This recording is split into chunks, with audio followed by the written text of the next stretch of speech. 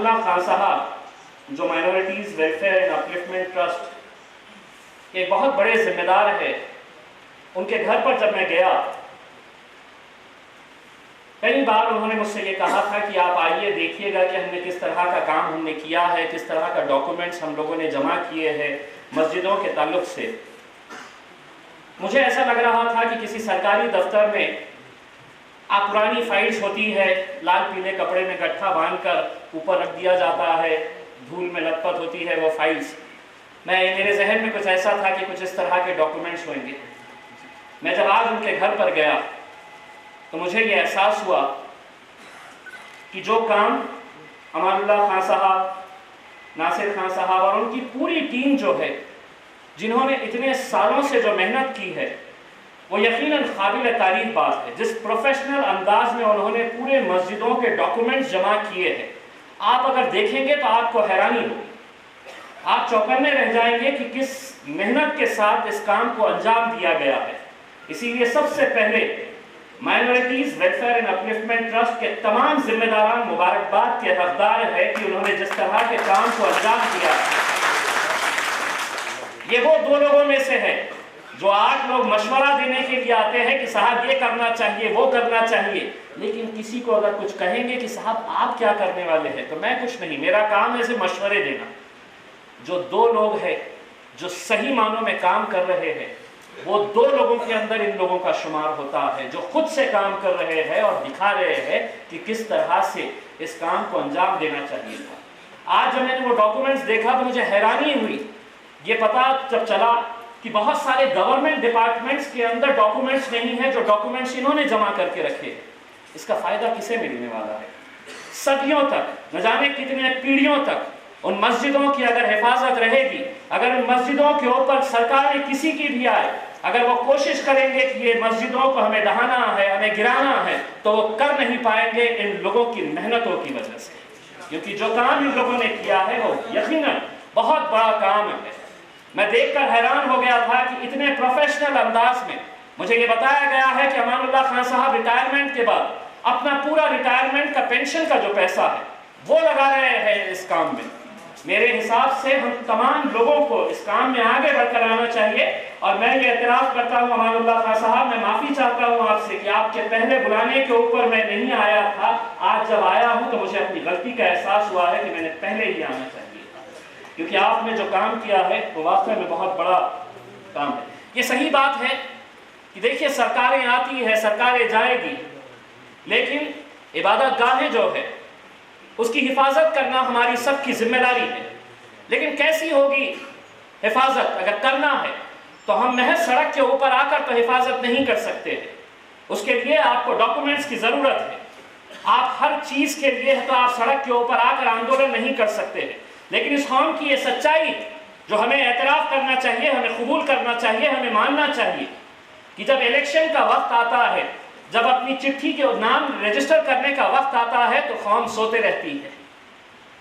جس دن ووٹنگ کا دن آتا ہے تو ٹیبل کے اوپر جایا جاتا ہے، اور سب سے زیادہ اگر کوئی لڑتا ہے تو اس دن مسلمان لڑتا ہے کہ میرا نام کہاں ہے، میرا نام کیوں غائب ہے اس میں سے۔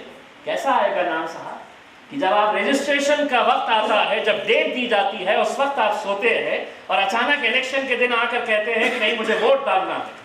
اسی لیے اگر آج مسجدوں کی حفاظت کرنا ہے تو یہ صرف امان اللہ خان صاحب یا ان کے ٹرسٹ کی ذمہ داری نہیں ہے، تمام مسجد جتنے بھی ہیں ان کے جتنے بھی ذمہ داران ہیں، انہوں نے ایک ویب اپلیکیشن تیار کیا ہے جس سے آپ گھر بیٹھے پورے مہاراشٹر کے مسجدوں کے بارے میں جانکاری حاصل کر سکتے ہیں۔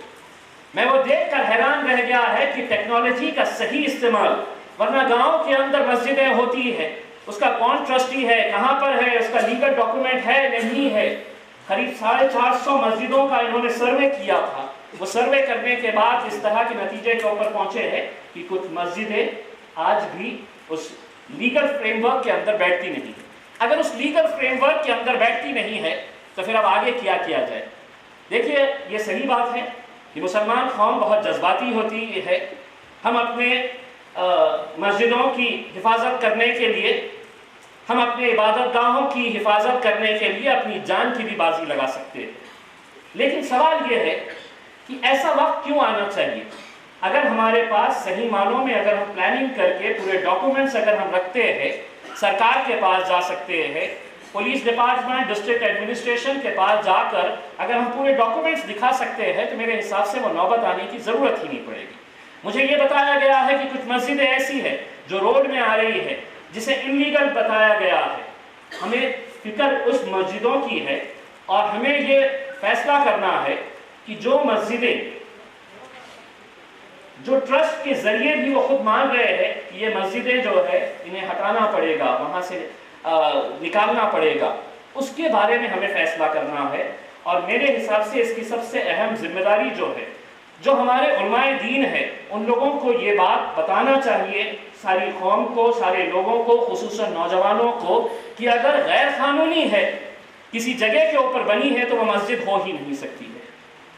اسی لیے ان لوگوں کو یہ بات پہنچانے کی ضرورت ہے، ورنہ قوم کا یہ معاملہ ہو جاتا ہے۔ اکثر ہم نے دیکھا ہے کہ مسجد کی ایک سیڑھی بھی اگر ٹوٹنے جاتی ہے تو پوری قوم اکٹھا ہو جاتی ہے، نعرے تکبیر اللہ اکبر۔ ایسی صورت میں ہمارے جو علماء دین ہیں ان کی ذمہ داری ہے کہ آپ ان نوجوانوں کو صحیح طرح سے بتائیں کہ کیا صحیح ہے کیا غلط ہے۔ آج سے کچھ مہینے پہلے جب یہ ٹرسٹ کے لوگ ہمارے پاس آئے تھے، میرے پاس آئے تھے، اور انہوں نے پورا ڈیٹیلز مجھے بتایا تھا، تو پولیس کمشنر کی ایک میٹنگ کے اندر ہم نے اس بات کو سامنے رکھا تھا اور انہیں یہ بتایا تھا کہ صاحب آپ جو بھی فیصلہ کریں گے عدالت کا فیصلہ ہے، اور اس ملک کے اندر عدالت کا فیصلہ ہر انسان کو یہ ماننا چاہیے۔ ہم اس کے اندر لڑ سکتے ہیں، ہم اپنی پیروی کر سکتے ہیں، بتا سکتے ہیں کہ صاحب یہ صحیح ہے یہ غلط ہے، اور عدالتوں کے بھی فیصلے ایسے ٹھوس ہوتے ہیں، ایسا نہیں ہے۔ اگر نیچے کی عدالت نے فیصلہ کیا ہے تو ہم ہائی کورٹ میں جا سکتے ہیں، ہائی کورٹ نہیں تو سپریم کورٹ میں جا سکتے ہیں، بہت سارے ایونیوز ہوتے ہیں۔ اس وقت پولیس کمشنر صاحب نے مجھ سے ایک سوال کیا اور انہوں نے یہ کہا کہ ہم ایسا کرتے ہیں کہ ہم جتنے بھی مسلم اندار ہیں ان لوگوں کی ایک میٹنگ کال کرتے ہیں اور ان کی میٹنگ کال کر کے ہم اس کے اوپر چرچا کرتے ہیں۔ میں نے کہا صاحب یہ جو مدعا ہے، یہ عبادت گاہوں کا جو مدعا ہے، یہ سیاسی مدعا نہیں ہے۔ آپ کو اگر کرنا ہی ہے میٹنگ تو آپ ہمارے علماء دین لوگوں کو بلائیے، ان کے ساتھ میٹنگ کریے۔ انہوں نے میری طرف دیکھا اور انہوں نے کہا مجھ سے کہ صاحب اگر ان کو ہم نے بلائے، انہیں سمجھایا، ان کی باتیں سنے، تو کیا کمیونٹی جو ہے، مسلمان قوم جو ہے، کیا انہیں سنتی ہے؟ انہیں سنے گی جس طرح سے آپ لوگوں کا سنے ہیں ان سے سنتے ہیں؟ تو میں نے ان کی طرف دیکھ کے مسکرایا اور انہیں کہا ہے، میں نے کہا صاحب یہ ایک ایسی قوم ہے کہ جب امام نماز پڑھانے کے لیے کھڑا رہتا ہے تو ایک ہی صف میں کھڑے ہو جاتے ہیں محمود و ایاز، اس میں کوئی بڑا کوئی چھوٹا نہیں ہوتا، ہر انسان وہ امام کے پیچھے چلتا ہے۔ یہ مدعا جو ہے یہ ہمارے علماء دین سے جڑا ہوا ہے۔ ہم چاہیں گے کہ آپ ان کے ساتھ لیں، وہ جو فیصلہ کریں گے وہ ہر انسان کو اس کے اوپر ماننا پڑے گا۔ ستار صاحب نے جیسا بتایا ہے کہ یہ تو ساری جتنی بھی جگہیں ہیں یہ سب ہماری ہوا کرتی تھی۔ مجھے یہ بتایا گیا ہے کہ شاہگنج کی جو قدیم مسجد ہے جسے دیکھ کر نہ جانے کتنی پیڑھیاں گزر گئی ہے، بتایا جاتا ہے کہ اسے بھی آپ نے انلیگل بتایا ہے، گورنمنٹ نے اسے بھی انلیگل بتا دیا ہے کہ وہ بھی انکروچ ہوئی ہے۔ میرے حساب سے ہمارے باپ داداؤں کے دور کی وہ مسجد ہے، اس کے اطراف تو کچھ نہیں تھا۔ اگر انلیگل ہے تو مسجد کے اطراف جتنی بھی چیزیں بنائی گئی ہے وہ سب انلیگل ہے، مسجد انلیگل نہیں ہے۔ ایسی بہت ساری مسجدیں ہیں جس کے بارے میں اللہ کے نام کے اوپر ہم یہاں پر آئے ہیں اور اللہ کے گھر کو ہم کس طرح سے محفوظ کر سکتے ہیں اس کے لیے ہم آئے ہیں۔ ایم شیخ صاحب کے پاس ایک بہت بڑی ذمہ داری ہے، بہت اچھے شخص ہیں۔ ایم شیخ صاحب سے ہمارا بہت پرانا تعلق ہے۔ ایم شیخ صاحب ہم سمجھتے ہیں کہ یہ ٹرسٹ کو اگر وقف بورڈ کا سپورٹ اگر مل جاتا ہے، یہ جو کام کر رہے ہیں اصولاً یہ کام وقف بورڈ نے کرنا چاہیے تھا۔ وقف بورڈ نہیں کر رہا تھا، اس لیے یہ ٹرسٹ کو یہ کام کرنا پڑا، لیکن اب وقت بدل گیا ہے۔ ہماری بہت ساری امیدیں ایم شیخ صاحب سے ہے۔ شیخ صاحب اس کام میں آپ پہل کریے، ہم آپ کے چھوٹے بھائی کی حیثیت سے آپ کو پوری طاقت دیں گے، پورا ساتھ دیں گے، پورے اورنگ آباد کی عوام آپ کے پیچھے کھڑے رہے گی اس کام کے سلسلے میں۔ دوستو یہ ایک عجیب قسم کا کبھی کبھار اس ملک کے اندر فیصلے کیے جاتے ہیں۔ آپ لوگوں کو حیرانی ہوگی کہ جس دن سپریم کورٹ کا یہ فیصلہ آیا کہ عبادت گاہوں کو عبادت گاہ کا مطلب یہ ہے کہ آپ مسلمانوں کی اگر مسجدوں کو توڑنے کی بات کر رہے تھے تو ہندوؤں کے مندروں کو بھی توڑنے کی بات کر رہے تھے. جس دن یہ فیصلہ آیا اس دن مہاراشٹر کی ودھان سبھا کے اندر چرچا کس بات کی ہو رہی تھی یہ جانتے ہیں آپ؟ اس راجیہ کے اندر ڈانس بار چلائے جائے یا نہیں چلائے جائے. یہ کتنی افسوس اور شرم کی بات ہے کہ اس ملک کے اندر جہاں پر ہم عبادت گاہوں کی، ہم یہ نہیں کہہ رہے ہیں کہ مندروں کے اوپر بھی ہاتھ، اگر مندر ہے تو مندروں کی بھی ہم عزت کرتے ہیں، وہاں پر رہنا چاہیے. لیکن سوال یہ ہے کہ آپ چرچا کر رہے ہیں کہ ڈانس بار اس راجیہ کے اندر شروع ہونا یہ چاہیے یا نہیں ہونا چاہیے، اور ایک طرف سے فیصلہ یہ آتا ہے کہ نہیں عبادت گاہوں کو یہاں سے ہٹایا جانا چاہیے. یہ بڑے عجیب قسم کا ایک یہ تھا.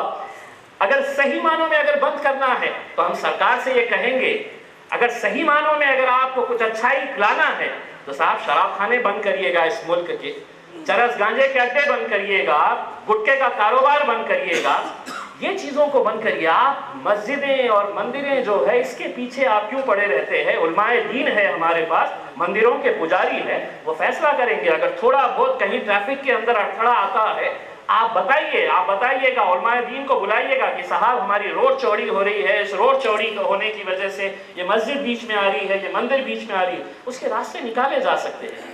لیکن قانون آپ جب بناتے ہیں تو آپ زور زبردستی کرتے ہیں. آج میرے حساب سے وہ وقت آیا ہے کہ ہم لوگوں کو بھی ایک ساتھ مل کر، آج جس طرح ستار بھائی نے بتایا ہے کہ مورچوں کا دور چل رہا ہے، یہ صحیح ہے.